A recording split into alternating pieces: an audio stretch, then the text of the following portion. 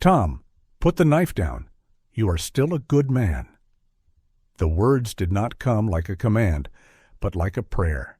The crowd fell silent. Even the sea breeze seemed to pause. In the middle of the square, Tom stood trembling, the blade shaking in his hand like a frightened heartbeat. No shouting, no fury, only fear, fragile and human. Then Ethan stepped forward, calm as a lighthouse in the storm. Shadow stood beside him, steady and loyal. For a moment, it felt as if heaven itself was watching. And in that sacred silence, the knife slipped from Tom's hand, and compassion chose to stay. The morning sky over Port Haven was the color of washed linen, pale and gentle, as though the sun had chosen to rise quietly so it wouldn't disturb anyone. A soft ocean breeze carried the scent of salt and seaweed into town, slipping between wooden houses and brushing against fishing boats that rocked lazily at the harbor.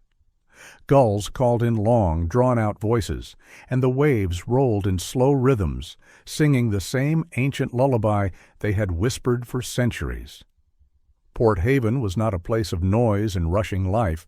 It was a resting point, a quiet corner of the world where time unfolded like a calm tide. Ethan Cole stepped out onto the porch of his seaside cottage and let the wind touch his face. He was 42 years old, tall and broad at the shoulders, with the quiet physical strength of someone who had carried heavy things, both seen and unseen. His hair was dark brown, touched with silver at the edges, and faint lines rested near his eyes, carved there by long nights and hard truths. Ethan's expression was usually calm, sometimes even soft, but in his gaze there always lingered a thin veil of sadness.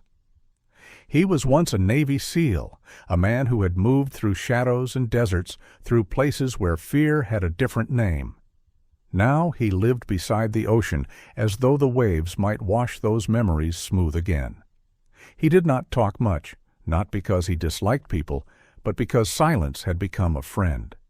Ethan was the kind of man who listened first, who weighed his words, who carried kindness like a habit formed long ago. When townspeople greeted him, they received a small nod, a quiet smile. He was not mysterious so much as peaceful, a soldier learning how to live like an ordinary man. Beside him stepped Shadow, his 6-year-old German shepherd. Shadow's coat was a rich mix of black and gray, thick and strong, with a darker mask framing his intelligent amber eyes.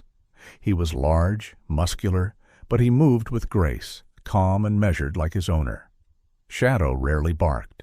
Instead, he observed, ears twitching gently at distant sounds, tail resting low in a posture of relaxed alertness.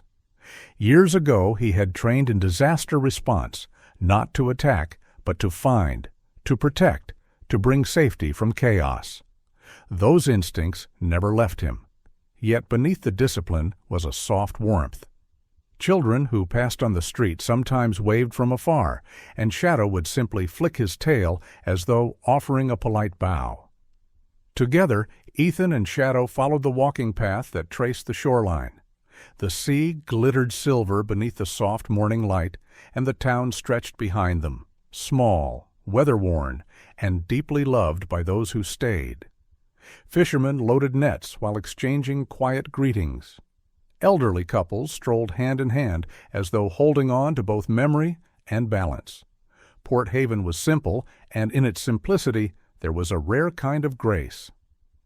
After their walk, Ethan turned down the main street toward Harbor Brew Cafe, a small place with blue-painted trim and flower pots that changed with the seasons. The bell above the door chimed when he entered, and warmth immediately wrapped around him. The scent of fresh coffee mingled with cinnamon and baked bread, filling the air like comfort itself. Soft murmurs of conversation floated through the room, weaving a gentle tapestry of everyday life. Behind the counter stood May Carter, the soul of the cafe and, in many ways, the town. May was 55, with warm hazel eyes and a face that always seemed on the verge of smiling. Her hair, the color of roasted chestnuts, was tied in a loose bun that escaped in rebellious strands. She wasn't glamorous. She was real. Round-shouldered in a comforting way, soft-voiced, and warmly present.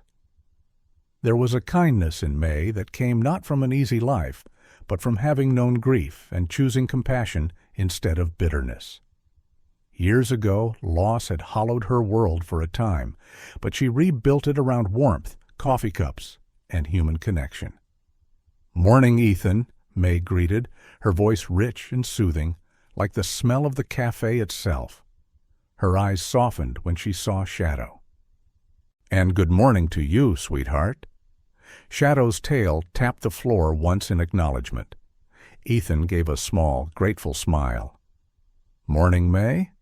She already knew what he would order: dark roast, a touch of milk, no sugar.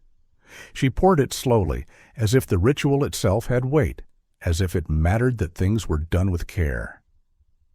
She never asked too much, never pushed. Her kindness lay in presence, not pressure.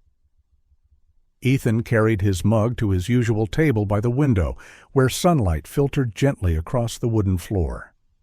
From here, he could see the ocean and the slow beginning of the day outside.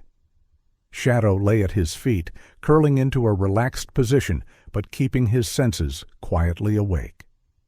Ethan lifted the mug, breathed in the warmth, and felt his chest loosen just a little. He no longer waited for danger. Yet habit meant he still watched the world with subtle awareness, not suspicion, simply observation. And beneath it all, there lived a calm sorrow. The sorrow of a man who had seen humanity at its most fragile and still chosen to believe in goodness. May glanced at him now and then, not with pity, but with respect. She understood that some people carried storms inside and needed a quiet harbor rather than questions. So she let him be. She hummed softly as she worked, wiping cups, greeting other customers, keeping the cafe alive with warmth. Outside, the ocean whispered. Inside, life breathed gently. And Ethan, once a weapon, now simply a man, sat in the soft glow of morning light, a loyal dog resting at his side, a kind woman tending the world one warm cup at a time. For now, peace had found him, and he chose to stay. The day of the community event arrived beneath a sky washed clean by the ocean breeze. Port Haven shimmered gently in the late morning light, banners fluttering across the town square, laughter rising like small birds as neighbors greeted one another with easy warmth. Tables were lined with homemade pies, jars of honey, and hand-carved trinkets, each piece a quiet testament to the lives rooted in this small coastal town. Children traced delighted paths between stalls, while older residents gathered in soft clusters of conversation. Music drifted from a small wooden stage, not loud but cheerful enough to weave through the air like colored thread. It was the kind of day that made people think the world might truly be kind. Ethan Cole moved through the square with Shadow, walking calmly at his side. Today, his gaze seemed a little softer than usual, perhaps softened by the liveliness around him. He carried himself with that same quiet steadiness, but his shoulders were less guarded.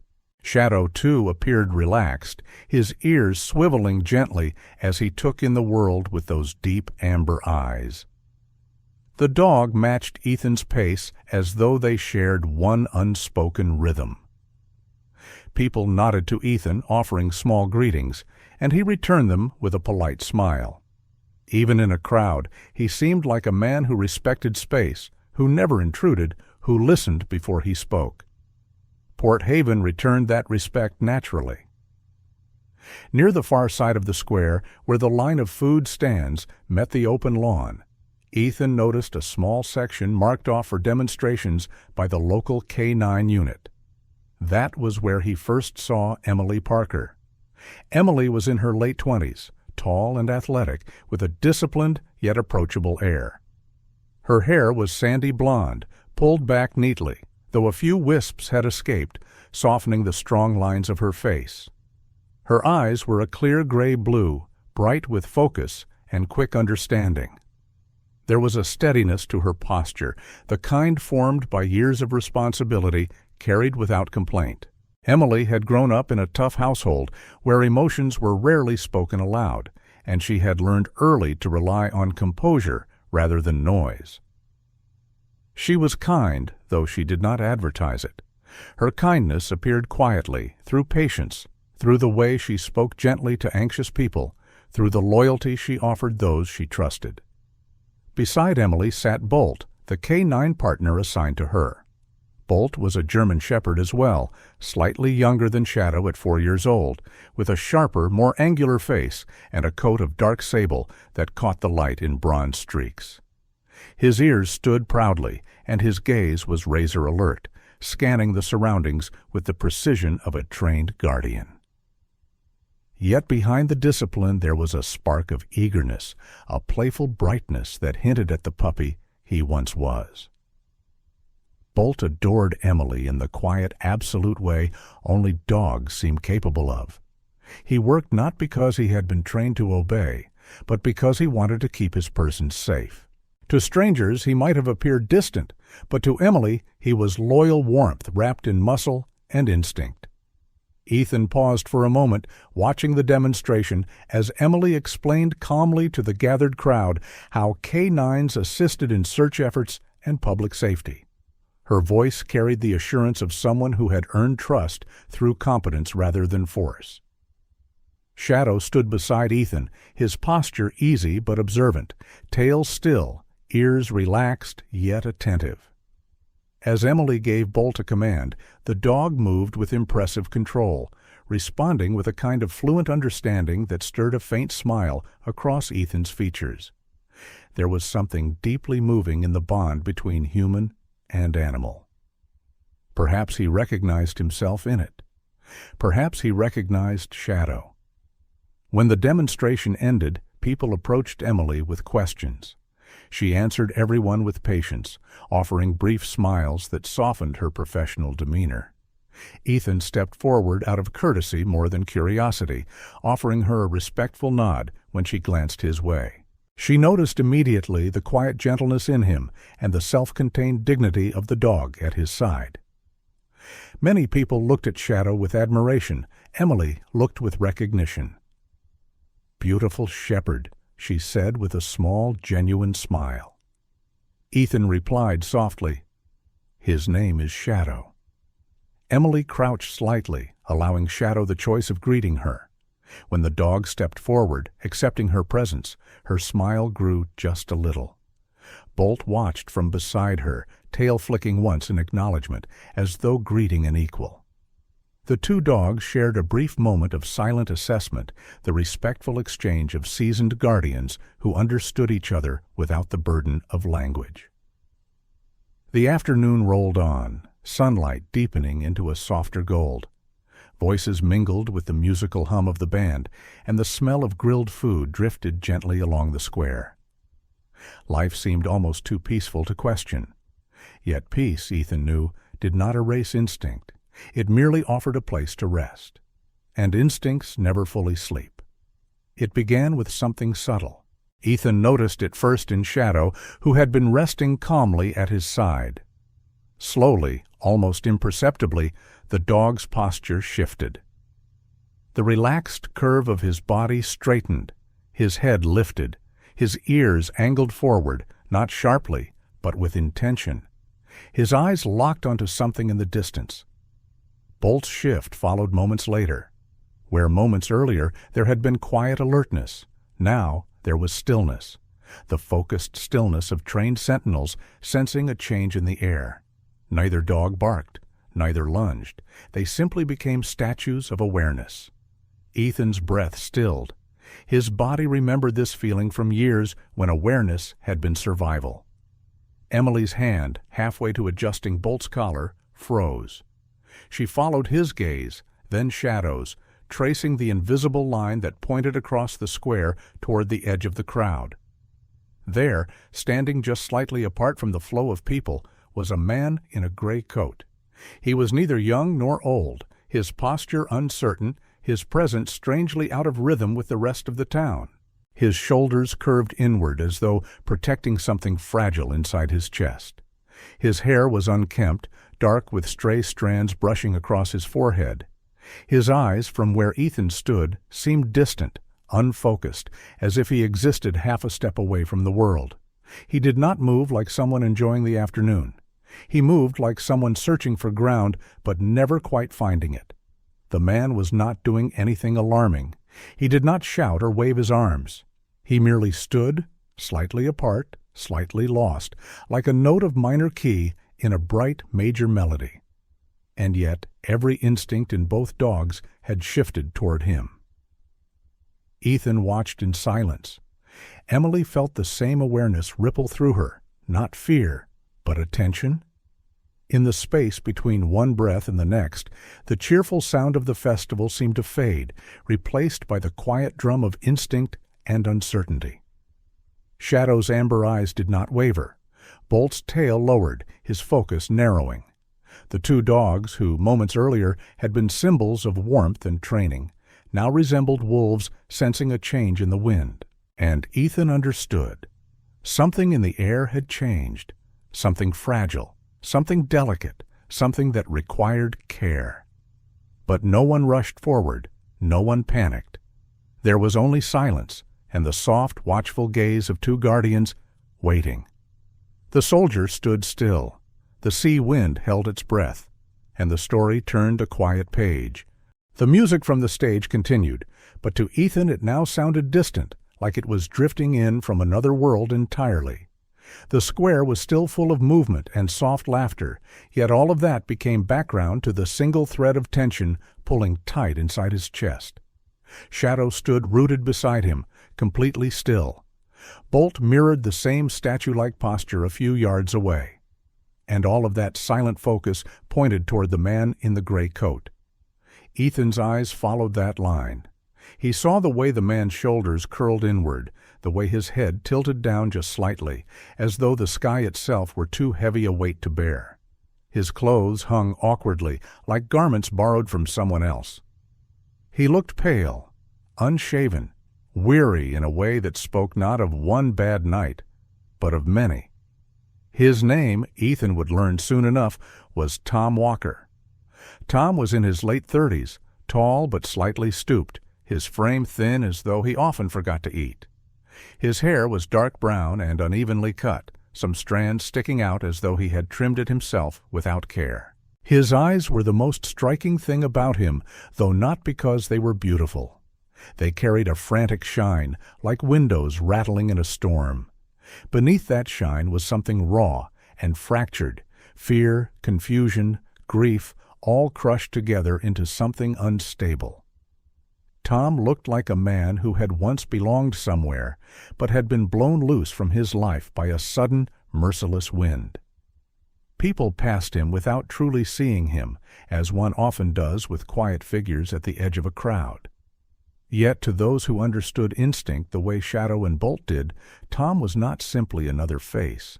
He was wrong in the way a storm cloud is wrong when it appears suddenly in a blue sky. Emily spoke softly to Bolt, her voice low and careful. She didn't move yet. Instead, she watched. Ethan felt that same unspoken agreement settle between them. Something was happening, something delicate, and the worst thing anyone could do was panic. Ethan shifted slightly, angling himself so he could see more clearly without appearing confrontational. Years of training had etched certain habits so deeply into him that they now rose naturally. He looked not only at Tom, but at his hands, his posture, his breath. He watched the lines of tension in the man's body. He watched the way Tom's fingers curled tightly into the fabric of his coat sleeve. And then he saw it. A brief movement, a tremor, a flicker of silver beneath the worn gray material. Tom's hand slipped from his sleeve for the briefest moment, long enough for the light to catch the edge of metal, not polished, not new. A kitchen knife, the kind found in an ordinary drawer. But what made Ethan's stomach tighten was the faint, dried stain along the blade. A rusty brown smear. Old blood that had never been washed away. Tom's breathing was uneven now. His chest rose too quickly, his gaze darting yet unfocused, like someone trapped inside a memory rather than the present. He did not brandish the knife. He did not shout. He simply clung to it like a drowning man clings to driftwood, unaware he might drag others beneath the waves with him. Shadow let out a low, almost inaudible exhale. Bolt's ears strained forward. The crowd around Tom still hadn't noticed. Laughter continued. Paper plates rustled. Somewhere, someone applauded the musicians. The innocence of it was painful. Ethan felt the choice forming. He stepped slightly forward, but with the same calm energy one might use to approach a frightened animal. His movements carried no sharp edges, no threat, just presence. Shadow matched him, every muscle alert yet restrained.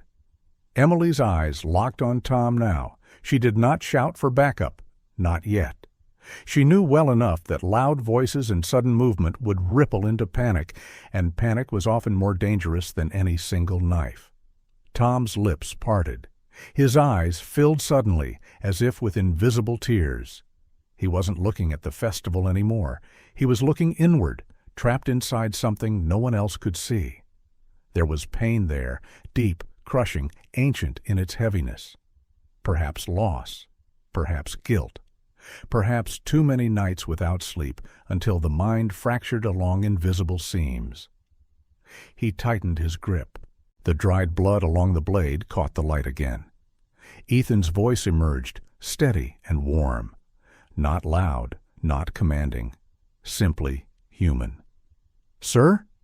Tom froze. His head jerked up, startled, like a deer catching scent of danger. His eyes found Ethan's. For a heartbeat, the world narrowed down to the space between them. The crowd faded again. The music fell away.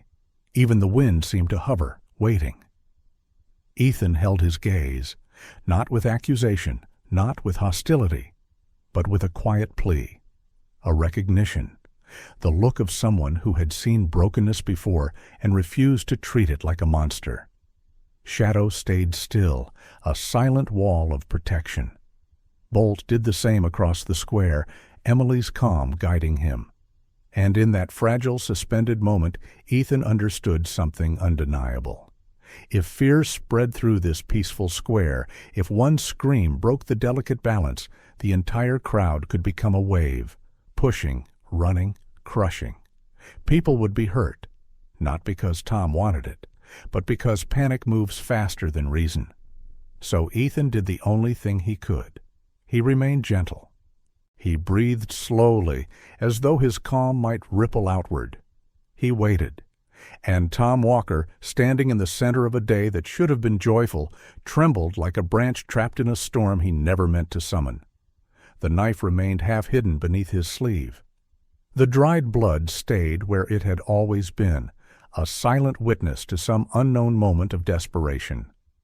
The crowd still didn't know, but Ethan knew, and he understood with complete clarity that what came next mattered more than anything he had done before. Because once fear begins to run, it rarely stops where you expect, and he could not allow that. Not here, not today, not when peace still had a chance. The soft music at the edge of the square continued to drift through the air, but beneath it now lived a quieter rhythm, the delicate heartbeat of awareness. Ethan stood with calm intention, Shadow steady at his side. Emily kept her focus trained, Bolt mirroring her stillness. And somewhere within the crowd's innocent chatter, tension lay folded like a hidden blade. Across town earlier that morning, May Carter had risen before the sun. She had always been an early riser, not out of duty, but because she believed dawn held secrets worth greeting.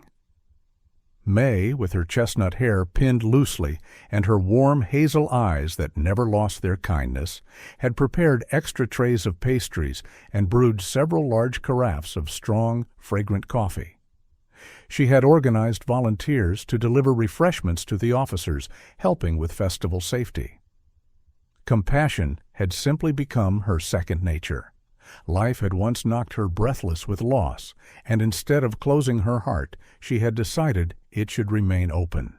By midday, May arrived at the square carrying 2 insulated jugs and a basket of freshly baked cinnamon rolls. Her steps were unhurried, but filled with purpose, and her smile warmed those she passed like sunlight slipping through clouds. She greeted officers and townsfolk the same way, gently, respectfully, without intrusion. People trusted May almost without thinking about it. She had that effect on the wounded and the weary. Emily noticed her first. The younger woman's posture softened just a bit when May approached. May offered a kindly nod and said in her warm voice, "Thought you folks might need a refill." She poured coffee into thick paper cups, adding cream and sugar where requested. It was a small act, but to Emily, whose job often demanded quiet resilience, it felt like a reminder that the world could still be tender. Bolt shifted slightly to make room as May crouched to offer him a biscuit from her pocket. She had a habit of carrying them because kindness to her also meant being prepared for 4-legged friends.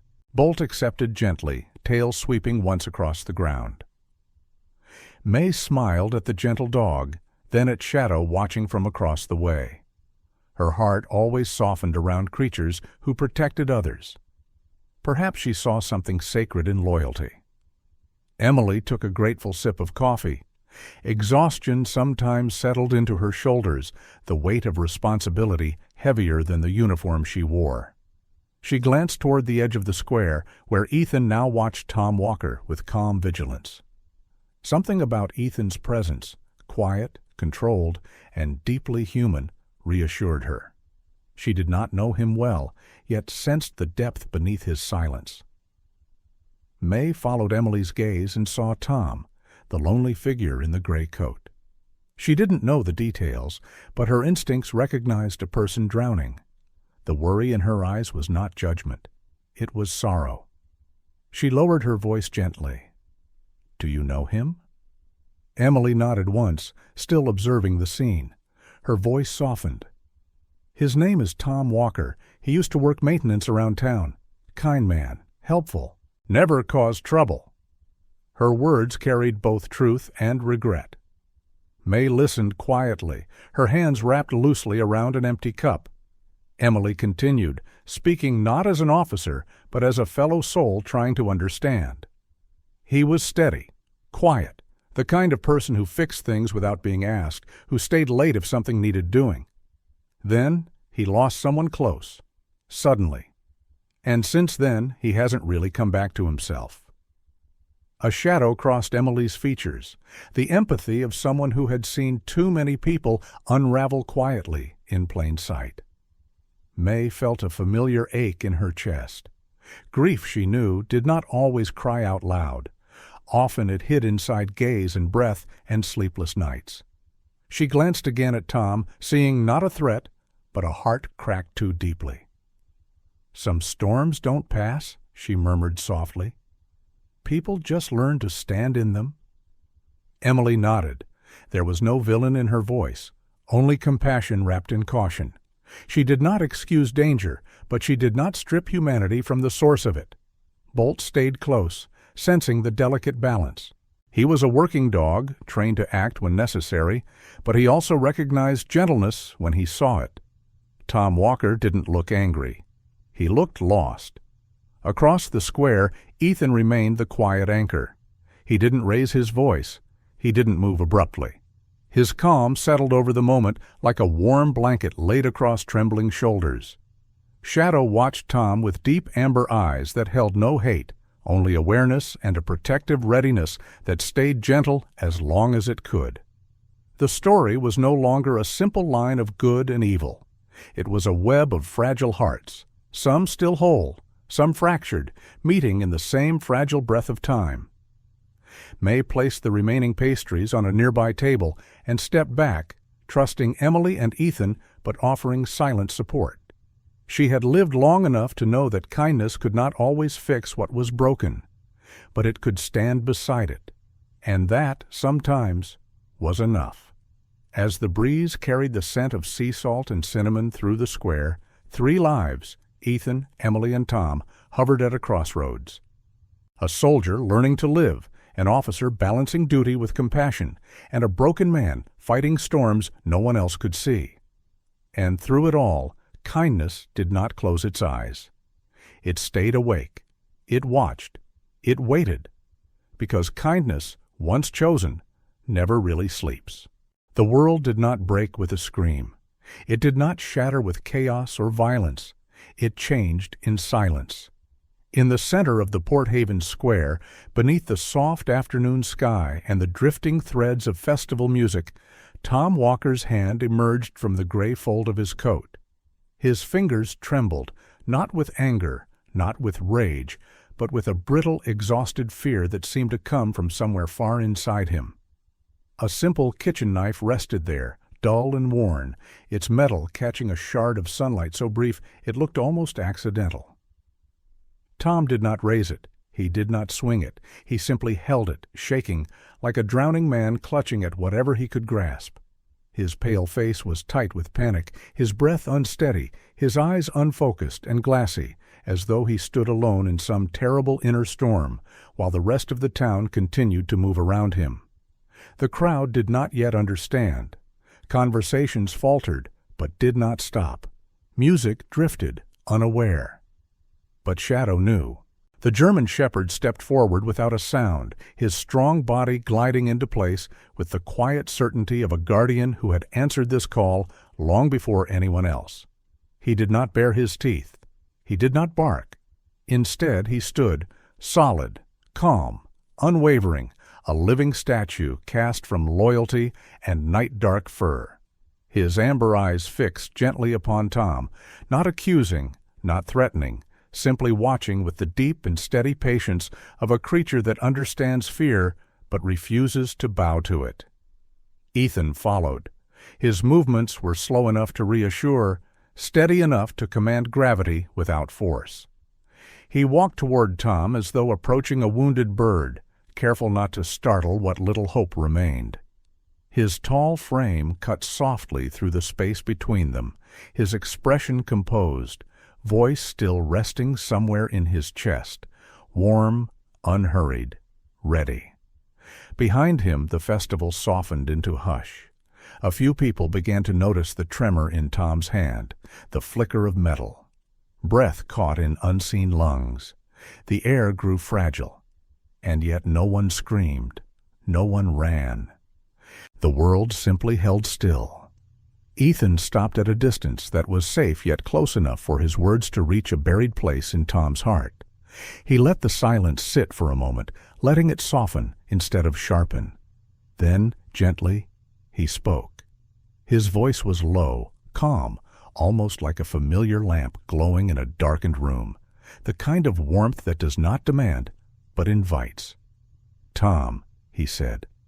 The name found its way into the storm. Tom's shoulders shook, his gaze flickered, finally landing on Ethan as though he were surfacing from deep water for the first time in years. Fear swam there. Shame followed. Something fragile and human flickered weakly, like a small flame fighting the wind. Ethan did not raise his voice. He let kindness do the work. "Put it down," he said softly. "You're still a good man."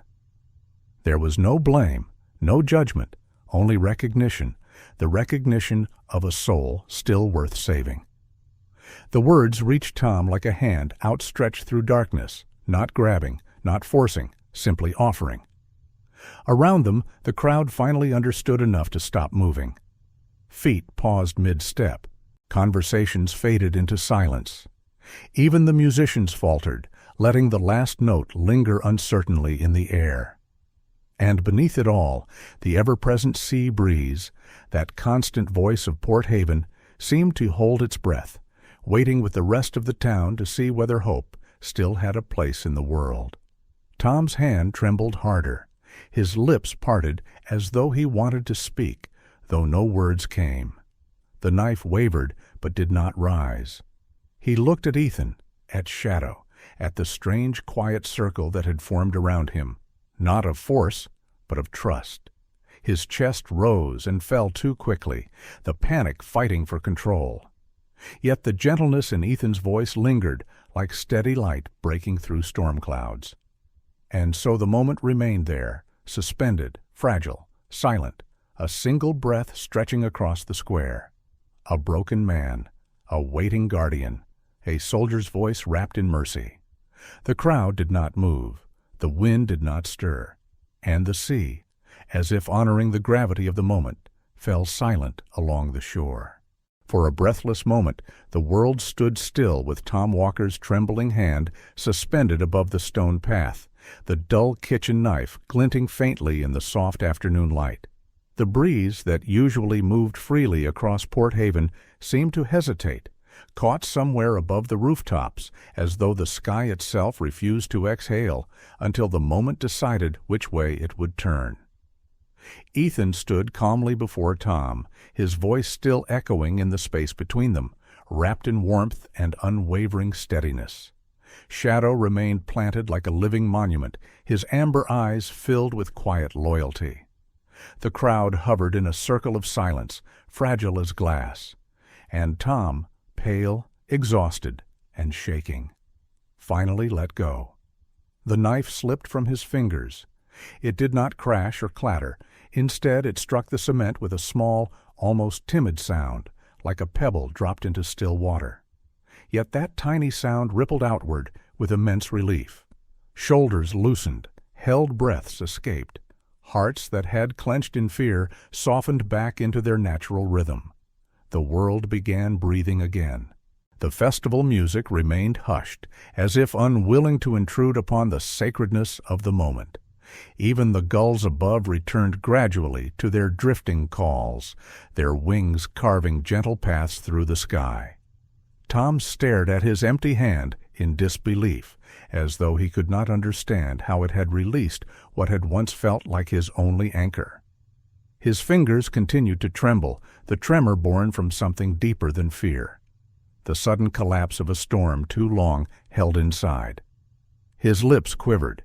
His chest shook with the effort of holding himself upright, and in his eyes that frantic shine softened into something heartbreakingly human. He did not look dangerous. He looked broken. A man who had reached the edge of his own endurance and had, at last, been offered a way back.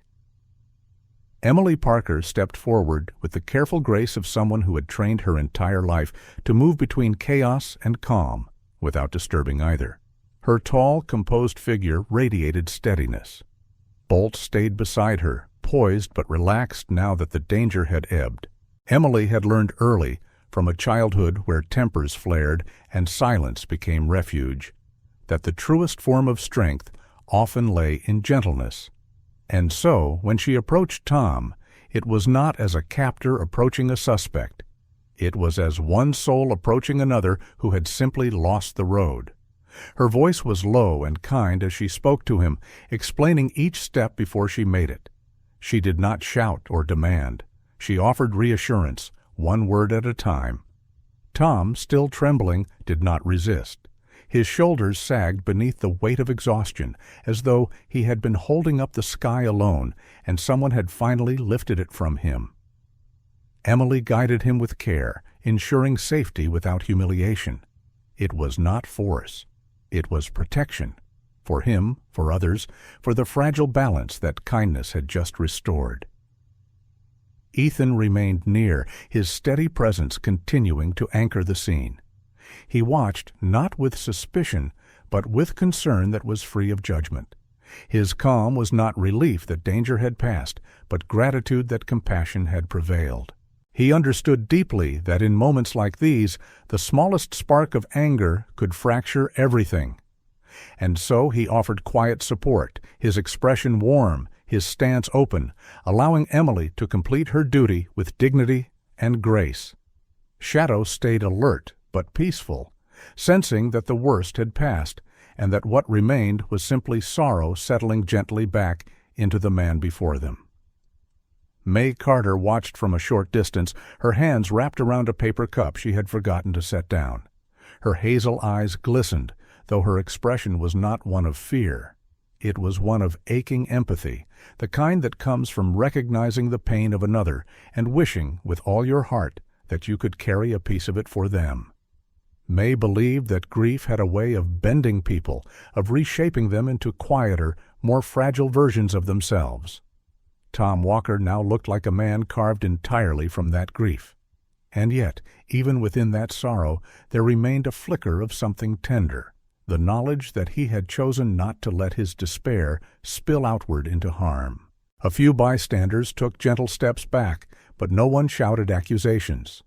No insults flew. Perhaps it was the lingering echo of Ethan's voice, or the serene strength in Shadow's stance, or the quiet patience in Emily's movements. But the crowd, consciously or not, chose not to become a judge. Instead, they simply became witnesses to the fragile moment where a human being had been saved not only from a terrible mistake, but from the vast emptiness inside himself. Tom's knees buckled slightly. He did not collapse, but he looked as though he might. His chest shook with unsteady breaths. His eyes filled completely now, tears spilling over at last, not loud, not dramatic, but silent, like the soft overflow of a long flooded river. He was not a monster. He was simply a man who had lost his footing on the thin edge between sorrow and survival. And today, at least, the world had reached out and steadied him.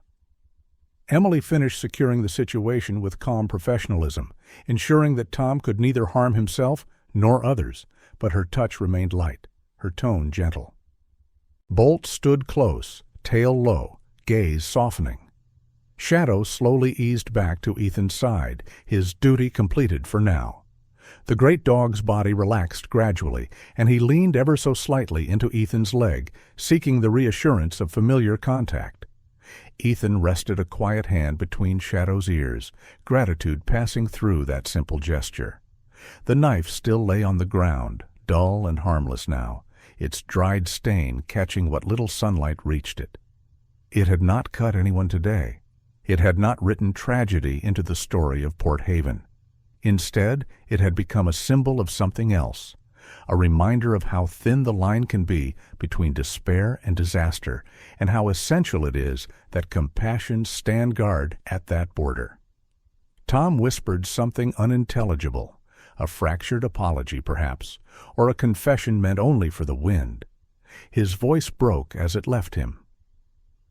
Ethan watched with the quiet ache of someone who had seen too many souls pushed beyond their limits.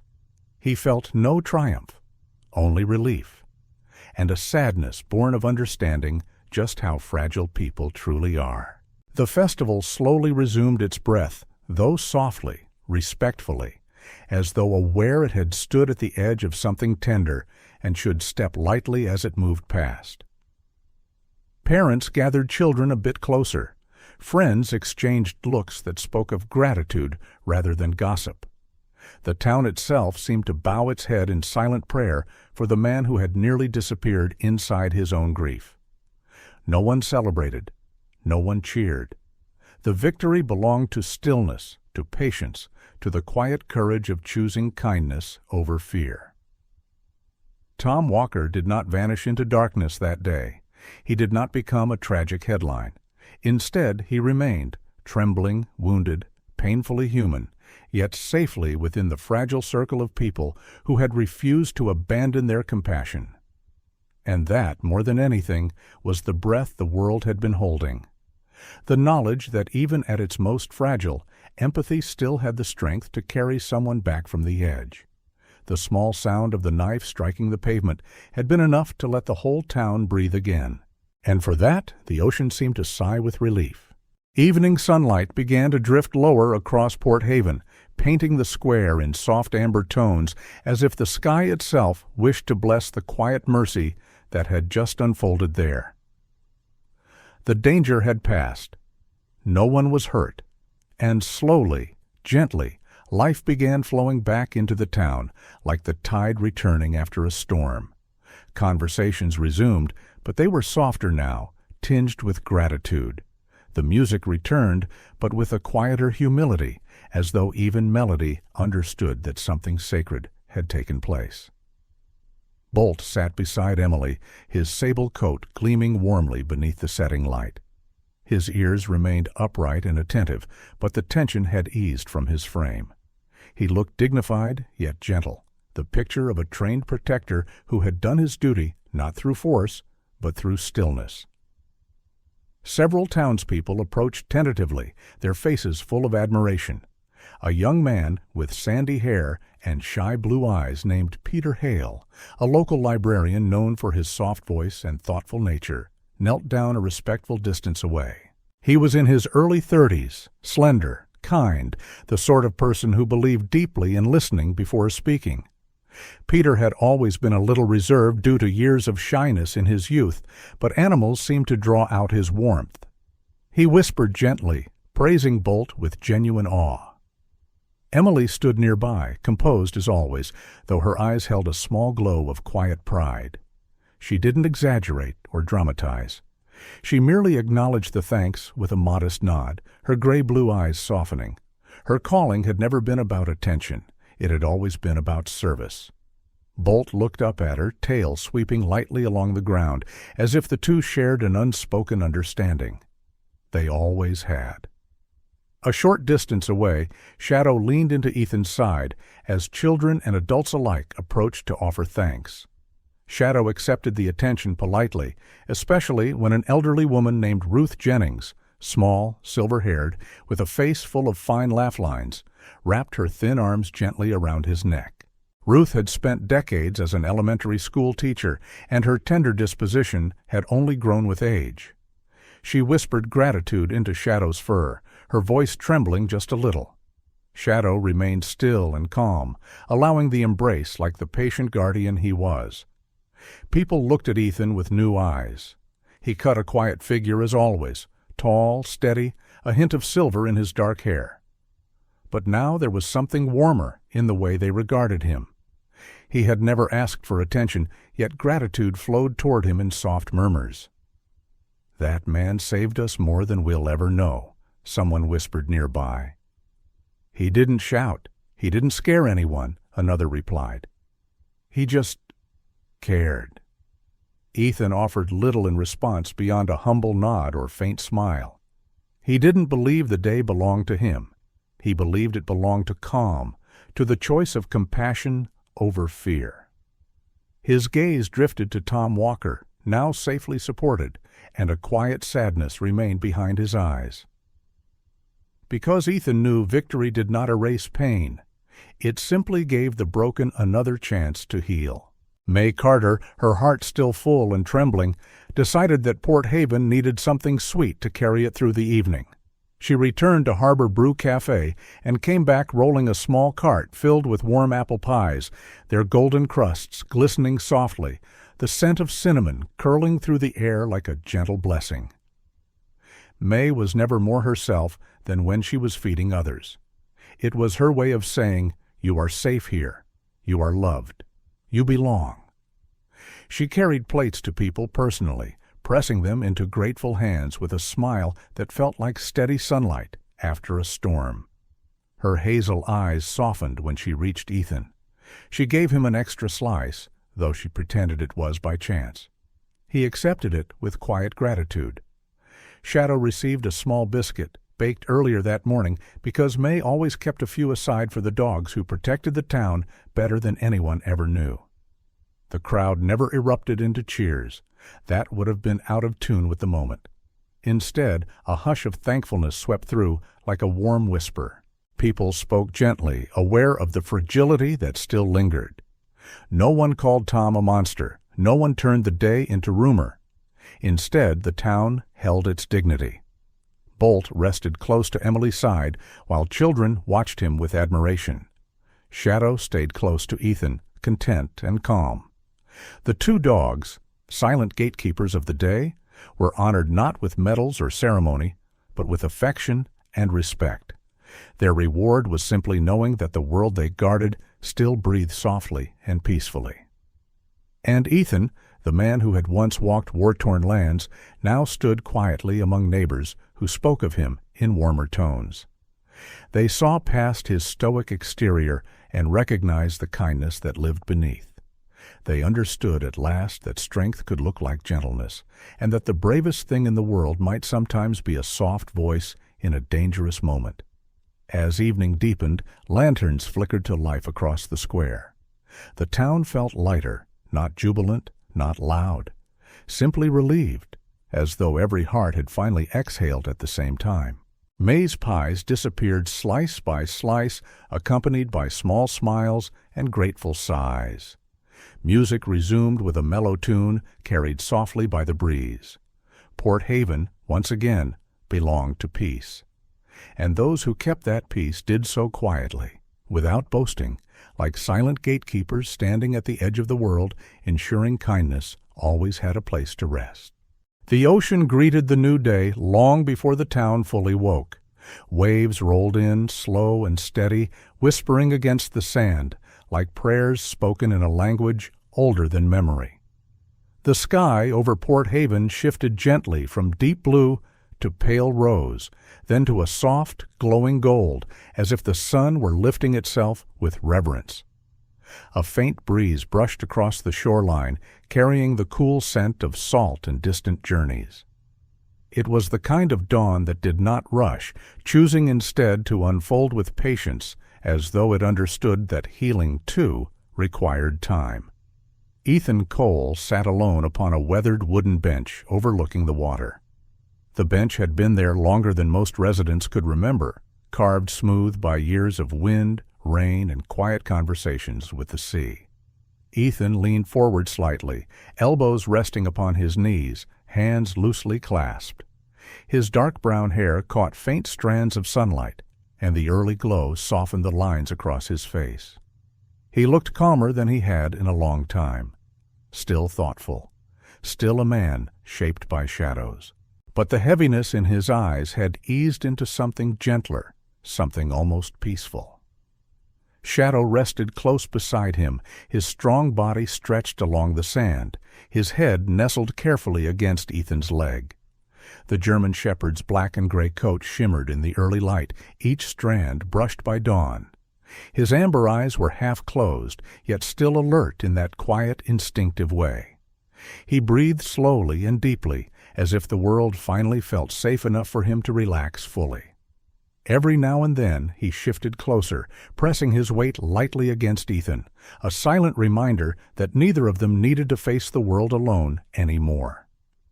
The tide crept in and slipped away again, gentle and rhythmic, carrying the memory of the previous day out into the endless distance. Port Haven still slept behind them, its narrow streets and seafront cafes wrapped in early morning stillness. Lanterns from the festival had been taken down. Decorations were packed away. The square now existed simply as it always had, a place for footsteps, laughter, and stories to gather.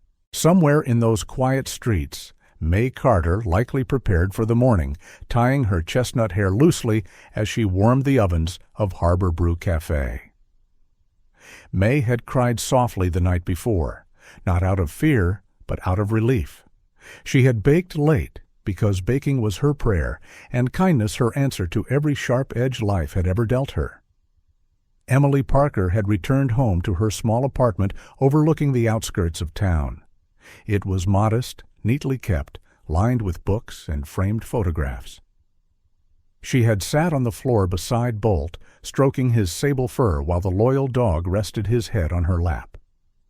Emily rarely spoke about feelings openly, but gratitude had flickered across her calm gray-blue eyes. Gratitude for safety. Gratitude for the quiet courage that had turned a fragile day toward peace instead of tragedy. Bolt had watched her with unwavering affection, sensing that being near her in that moment mattered more than anything.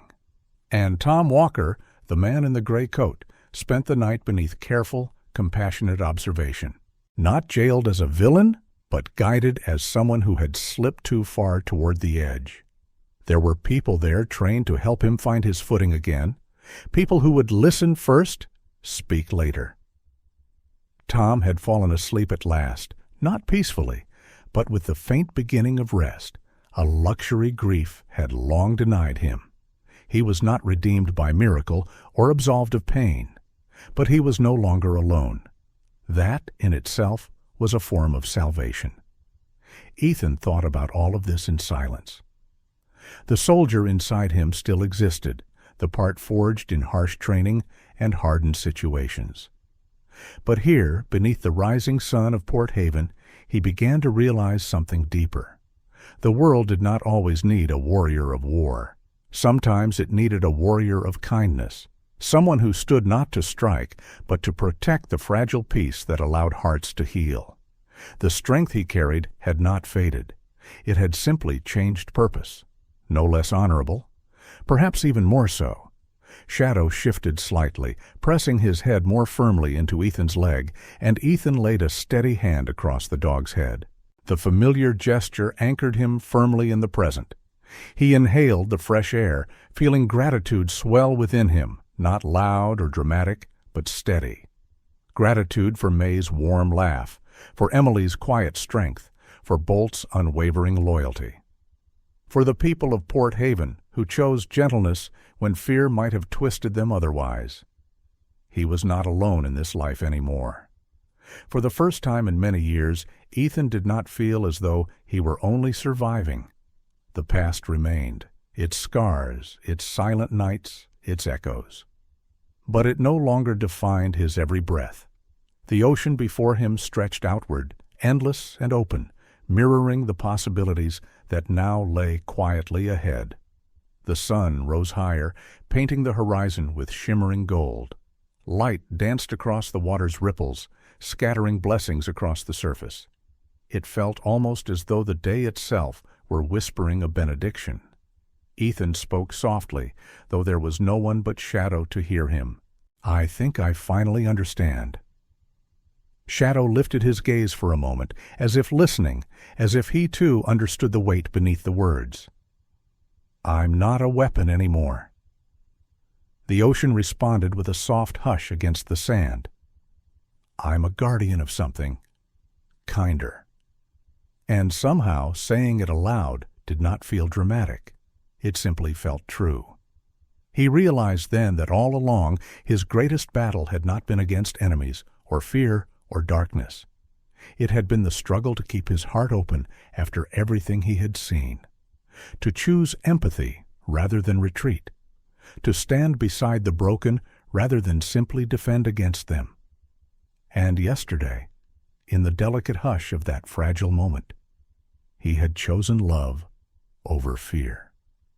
That, he understood now, was the noblest fight he had ever taken part in.